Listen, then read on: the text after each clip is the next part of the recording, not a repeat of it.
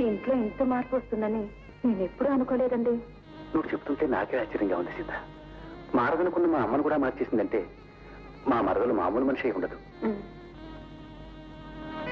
నా చెల్లెల ద్వారానే నీకు పట్టిన గ్రహణం కూడా తొందరలో తొలగిపోతుందని నా నమ్మకం. అన్నయ్య తమ్ముడు ఏ కంగారు పడకన్నయ్య, అమ్మ లేదులే.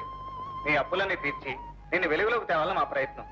అయితే బాబు నీ ఆరోగ్యం బాగానే ఉందా? నీకు పిచ్చి పట్టలేదా? లేదన్నా, అమ్మని మార్చడానికి అలా నాటకం ఆడవలసి వచ్చింది. అమ్మను మార్చడం ఆమె మొండితనం. ఆవిడ మొండితనాన్ని పిండి కింద కొట్టేస్తున్నాం బావగారు. అన్నయ్య రేపే షావుకారులందరినీ పిలిచి అప్పులన్నీ తీర్చేద్దాం.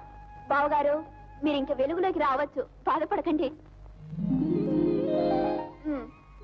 చూడండి, మీరు వారికి అప్పిచ్చారన్న మాటే తప్పితే ఆయనకు 1 రూపాయి కూడా దక్కలేదన్న సంగతి మీకు తెలియదు అనుకుంటాను. అదేమిటి? ఈయనతో జాయింట్ గా వ్యాపారం చేసిన అప్పారావు గారికేగా మేము డబ్బు ఇచ్చాం. నిజమే, కానీ నా చేత సంతకాలు చేయించి ఆ డబ్బు వ్యాపారంలో పెడతానని నన్ను మోసం చేశాడు. అందుచేత అసలు తీసుకుని వడ్డీ వదిలేయమని కోరుకుంటున్నాం. ఆ అడ్డెలా వీలు పడుతుందమ్మా? ఎందుకు వీలు పడుతుంది ఆయన? పోనీ వడ్డీ తీసుకుని అసలు వదిలేయండి. లేకపోతే అది కూడా దక్కదు. అయ్యో బాబాయ్, కొంప మునిగిపోద్ది. సరే, అసలైన పడేయండి. అలా రండి దారికి. 10,000, 20,000, 30,000, 40,000 ఇవ్వండి.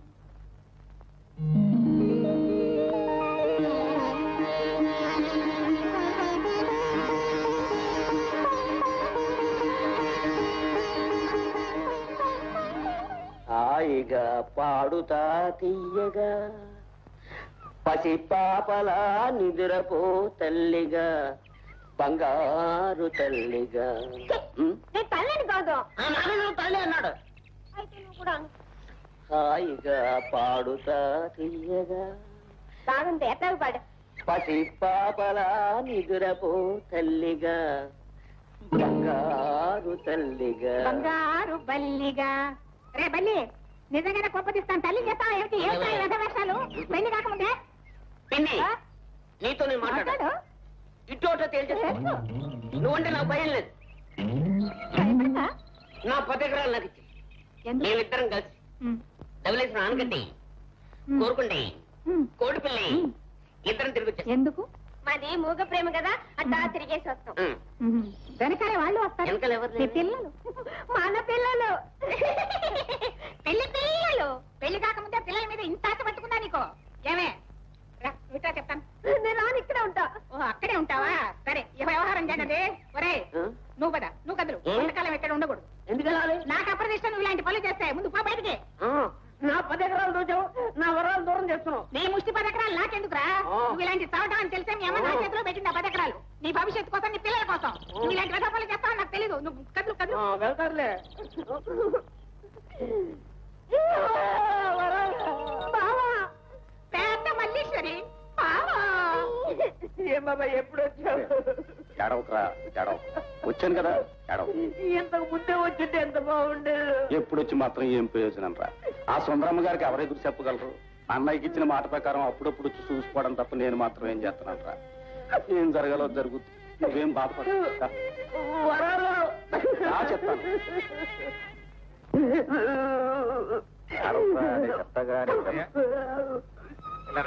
సూర్యంబాబు బాగున్నావా? ఏ ఓల్డ్ మ్యాన్, ఏమిటిలా చూస్తున్నావు? అమ్మా, మీ పేరేదమ్మా? లీలా. లీలా కాదు కాదు, మీ పేరు లీల కాదు. మీరు మా సుశీలమ్మ. మీరు మా సుశీలమ్మే. అయ్యో, నిజం తెలిసిపోయిందా? తాతయ్య, ఈ ఇంటిని ఒక పద్ధతికి తేవాలని మేమిద్దరం కలిసి నాటకం ఆడుతున్నాం. అన్నట్టు నాన్నగారు ఎలా ఉన్నారు? మీరు పోయారని తెలిసినప్పటి నుంచి అదే పనిగా తాగుతూ ఆఫీసుకు కూడా వెళ్ళడం మానేశారు. ఆ నక్క రామారావు బాలాకుమారి మన ఇంట్లోనే తెచ్చేశారు. తాతయ్య, వాళ్ళ వల్ల నాన్నగారికి ఏ ప్రమాదం రాకుండా నువ్వే కాపాడాలి. అలాగేనమ్మా, నువ్వు నాకు చెప్పాలా? ఇప్పుడు వెంటనే వెళ్ళి నాన్నగారితో సుశీలమ్మ తట్టుకోలేదు బాబు, మీరేం బెంగెట్టుకోవద్దని చెప్పేట. అయ్యో, ఇప్పుడు చెప్తే ఏమైనా ఉందా? సమయం వచ్చినప్పుడు మేమే చెప్తాం. మీ అందరూ మీరు ఏదో మాట్లాడుకుంటున్నారు. నా పెళ్లి విషయం ఎత్తట్లేదు మీరు. నీ పెళ్లి జరిపించే బాధ్యత నాది. నా మీద నమ్మకం ఉంది కదా? ఎక్కువ ఉంది. మన సుశీల, మన సుశీలమ్మ. సుశీలమ్మ అంటే నిజంగా సుశీలమ్మని కాదు బాబు, అచ్చంగా మన సుశీలమ్మలాగుండే లీలమ్మని చూశా. ఆ పిల్లని మన సూర్యంబాబు పెళ్లి చేసుకున్నారు. చెప్పేది చాలా ఆశ్చర్యంగా ఉందిరా. చూడగానే నాకు అనుమానం వచ్చింది బాబు. మన సుశీలమ్మ నిజంగా చచ్చిపోలేదా, లేక చచ్చిపోయిన సుశీలమ్మ మళ్ళీ బతికొచ్చిందా అని అనుమానం వచ్చింది. ఒకవేళ వాళ్ళు ఏలేమో సుశీలేమోరా. మనకు ఆ అదృష్టం లేదు బాబు. మన సుశీలమ్మ లోకం తెలియని అమాయకురాలు. ఈ లీలమ్మ చాలా చురుకైన పిల్ల బాబు. ఆ ఇంట్లో సుందరమ్మని అందరినీ ఒక్క తాటి మీద నడిపించారు. నువ్వు చెబుతున్న మాటలు వింటుంటే ఇప్పుడే వెళ్ళి అమ్మాయిని చూడాలనిపిస్తుంది. బాబు గారు, మీరు అన్నారు కనుక ఒక్క మాట అంటున్నాను. వీలైతే ఆ లీలమ్మ గారిని ఒక్కసారి తీసుకురండి బాబు. రేపు 6వ తారీఖు సుశీలమ్మ గారు పుట్టినరోజు కదా.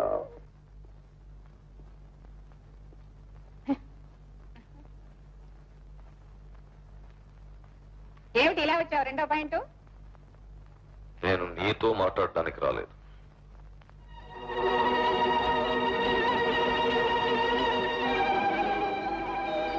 ఈయనెవరు? ఈయన ఎవరు నడుస్తున్నావు అనమాట. ఈయన నా మొదటి కోడలు సుశీల తండ్రి, నాకు వేలు విడిచిన అన్న. రెండో పాయింట్ కనకారావు అంటారు ఆయన్ని. నేను మునపటి కనకారావుని కాను. జీవచ్చ వల్ల బ్రతుకుతున్నవాడు. ఇంతకీ మీరు వచ్చిన పని ఏమిటి? చూడమ్మా, నిన్ను చూస్తుంటే అచ్చు మా సుశీలను చూసినట్టే ఉంది. సుశీల నీకు ఇప్పుడు జ్ఞాపకం వచ్చిందట్రా? ఈ పిల్ల సుశీల అనుకుని మళ్ళీ నా కోడలుగా చేసుకున్నాను రా. నాకు కోడల మీద ఉండే ప్రేమ నీకు కూతురు మీద లేకపోయింది. ఈ బుద్ధి అప్పుడు ఉంటే ఎంత బాగుండేది. రేపు నా కూతురు సుశీల పుట్టినరోజమ్మా. ఎప్పట్లాగే ఆ పండుగ ఘనంగా చెయ్యాలని. అంటే మీ అమ్మాయి చచ్చిపోయినా ఇంకా పుట్టినరోజు చేస్తూనే ఉన్నారా? చెయ్యాలమ్మా. ఉన్న ఒక్కగానొక్క కూతురు అర్థంతరంగా చచ్చిపోతే నే బ్రతికున్నంత కాలం చేయదగ్గ ఏకైక పండగదేనమ్మా. అందుకే నేను ఆహ్వానించాలని వచ్చాను. తప్పకుండా రావాలి. నేను వస్తాను. చూడైనా చాలా వేయకూడదు. పిలవని పర్యటనకి అసలు వెళ్ళకూడదు. వాళ్ళు పిలుస్తారు, వాళ్ళు నన్ను కూడా పిలవండి. నిన్ను పిలవకుండా తప్పకుండా రా. నన్ను పిలిచారు. మనం వాళ్ళ ఇంటికి వెళ్దాం. Okay okay. నేను మీ ఇంటికి రావడంలో మీకు సంతోషం కలిగితే తప్పకుండా వస్తాను. కానీ ఒక షరత్. ఏంటి? మా అమ్మగారిని కాదు సుశీల అమ్మగారిని మీరు ఫంక్షన్ పిలవాలి. అది సాధ్యమయ్యే పని కాదమ్మా. ఎందుకురా? ఎందుకు సాధ్యం కాదు? ఇంత మారిన తర్వాత కూడా దాన్ని పిలవడానికి నీకేం వచ్చింది? ఓట్టుకెక్కాన్ని గొడవలు పడ్డాక ఇప్పుడు ఏ మొహం పెట్టుకుని వెళ్ళి పిలవమంట? అవును, అది నిజం. నాను నాకు అదంతా తెలియదు. నేను మీ ఇంటికి రావాలంటే మీరు ఆవిడ ఫంక్షన్ కు పిలవాలి అంతే. నువ్వు రావాలి, అది నాకు ముఖ్యం. పిలుస్తా, నా ప్రయత్నం నేను చేస్తాను. Thank you. సుందరమ్మ, గతాన్ని మర్చిపోయి నేనెప్పుడో మర్చిపోయాను. రేపు పుట్టినరోజు పండక్కి నువ్వు కూడా వచ్చి నా చేతులతో ఆడపడుచులాంచి నాకు తీసుకోమ్మా. అమ్మయ్య, ఎంత కాలానికి నీ నోట ఈ మాట విన్నాను రా. వస్తాను, తప్పకుండా వస్తాను. చెన్నై కూడా ఉంటే ఎంత బాగుంటుంది నీ మనిషి. కూతురింటికి వెళ్ళింది ఈ పాటికి వచ్చేస్తూనే ఉంటుంది. రండి బాబు గారు. కమల, నా పిలుపును మన్నించి వచ్చినందుకు చాలా సంతోషం. నన్ను ఇక్కడికి ఎందుకు పిలిపించారో తెలుసుకోవచ్చా? మన సుశీల పుట్టినరోజు కదా. ఎక్కడుంది సుశీల? ఈ లోకంలో లేదు కదూ. మన సుశీల చచ్చిపోయింది కదూ. అవును కమల, దేవుడు చాలా చిన్న చూపు చూశాడు. చిన్న చూపు చూసింది మీరా? ఆ దేవుడా? నాలో ఏ పాపం లేకపోయినా మన దాంపత్యాన్ని కోర్టుకెక్కించి నాకు విడాకులిచ్చినా అది నా దురదృష్టం అనుకుని సహించాను. మన బంధాన్ని గుర్తు చేస్తూ మిగిలిన మన సుశీలని తండ్రిన హక్కుతో మీరు సొంతం చేసుకుని నా మాతృ హృదయాన్ని దెబ్బతీసినప్పుడు కూడా అది నా పూర్వజన్మలోని పాపాన్ని భరించానండి. ప్రేమించి పెళ్లి చేసుకున్న నేరానికి సుశీలను దూరం చేసుకుని మీ ఆస్తిని మాత్రం కాపాడుకున్నారు. ఆ ఆస్తి లేని కారణంగా నా సుశీల అత్తవారింట్లో దారుణమైన సాగు వస్తే ఈ కన్న తల్లికి ఒక్క కబురైనా పెట్టలేదే. ఎవరికంటే మీరు చేసేది పుట్టినరోజు? ఎవరికి? నీ ఆవేదన నేను అర్థం చేసుకోగలను. నా స్వార్థానికి సంకుచితత్వానికి సుశీల బలైపోయిన మాట నిజం. కానీ ఇప్పుడు మన మనసులకు ఇంత ఊరట కలిగించడానికి మన సుశీల రూపంలో ఉన్న లీలనే అమ్మాయిని భగవంతుడు మన కళ్ళకు చూపించాడు. లీల ఎక్కడండి? ఆ లీల ఎక్కడుంది? ఎక్కడుంది?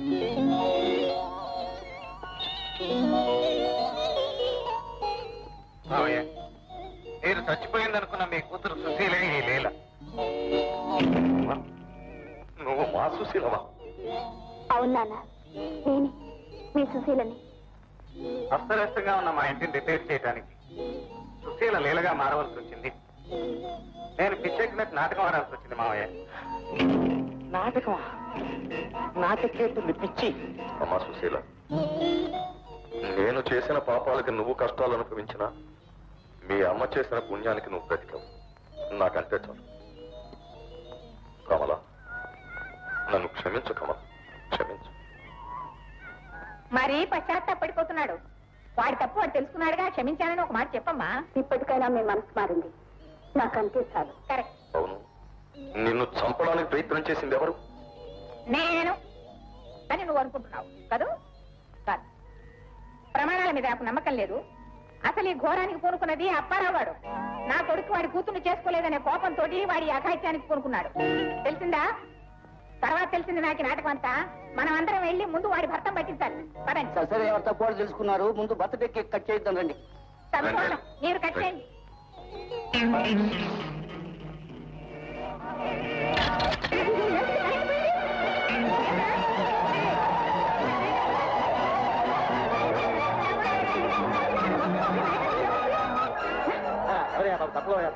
సుశీలా, ఏది సుశీలా? కనిపించట్లేదే మావయ్య. కెమెరా కూడా కనపడలేదు బాబు. ఆ? ఇదంతా వాడి పన్నాగమయ్య. బావా, నీ కూతుర్ని పెళ్లి చేసుకుని నీ ఇంటికి అల్లుండవుదాం అనుకుంటే ఆ సూర్యంగాడు వచ్చి దాన్ని గెత్తలా తన్నుకుపోయాడు. పోనీ పవర్ ఆఫ్ అటార్నీ రాయించుకుని నీ ఆస్తి మీద అధికారం చెలాయిద్దాం అనుకుంటే చచ్చిపోయిందనుకుని ఇది బతికొచ్చి వాళ్ళిద్దరూ ఏకమైపోయారు. నా ప్లాన్లన్నీ పంచర్లు అయిపోయాయి. తాళి కట్టకపోయినా నీ భార్యగా చెలామణి అవుదామనుకుంటే విడాకులు ఇచ్చిన పెళ్ళాన్ని తిరిగి తీసుకొచ్చావు. దాంతో ఆస్తి మీద అధికారం పోయి, బంగారం లాంటి నా మేనేజర్ పోస్టు పోయి, రేపటి నుంచి మేమిద్దరం పకీర్లా బతకాలి. నీ చరణదాసిగా ఇన్నాళ్లు ఉన్నందుకు నాకు సగం ఆస్తి కూడా రాయలేదు. శరణదాసివి కాదే, రాక్షసివి, ఘోర రాక్షసి. తిట్టు, నీ ఇష్టం వచ్చినట్టు తిట్టు, కానీ ఈ దస్తావేజుల మీద మాత్రం సంతకం పెట్టు. లేకపోతే మిమ్మల్ని ఇద్దరిని నిర్దాక్షిణ్యంగా కాల్చి పారేస్తాను. వద్దు నాన్న, మీరు సంతకం చేయకండి. ఈ నక్కగాడు మనల్ని ఏమీ చేయలేడు.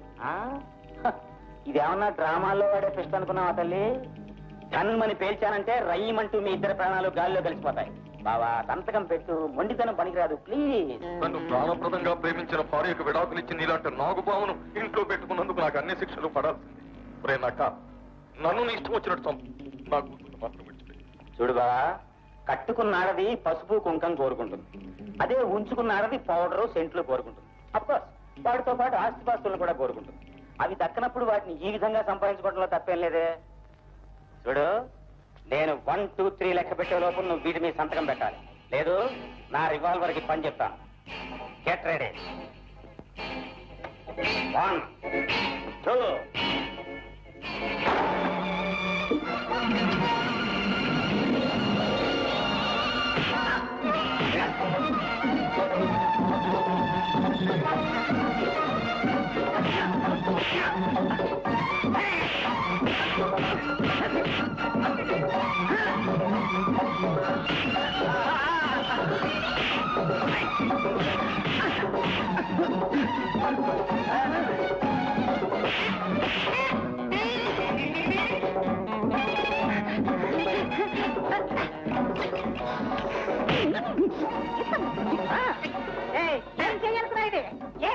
అమ్మమ్మ, నువ్వు కొట్టేవాడు చచ్చిపోతాడే. మీరు కొట్టారా? కొట్టండి. ఈరోజు నిజంగా మీరు మగాడు అనిపిస్తున్నారండి. హీరో అనిపించుకున్నారు. డాక్టర్ గారు, మా వారు, మా అబ్బాయి ఎక్కడ?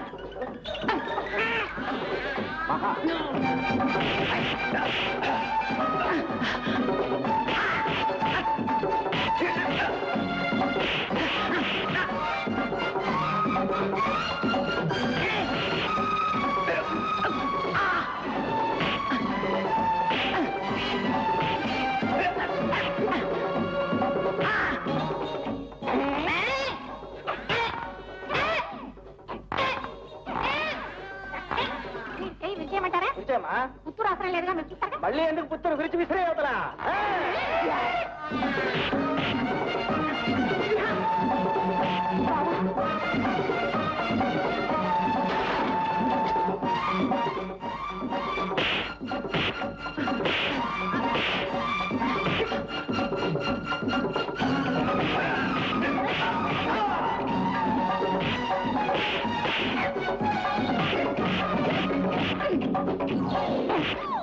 ఏమే బాలకుమారి, నీకు మా ఆస్తి కావాలా? ఎంత కావాలి? ఎలా కావాలి? ఎప్పుడు కావాలి? ఏమండి బాలకుమారి గారు?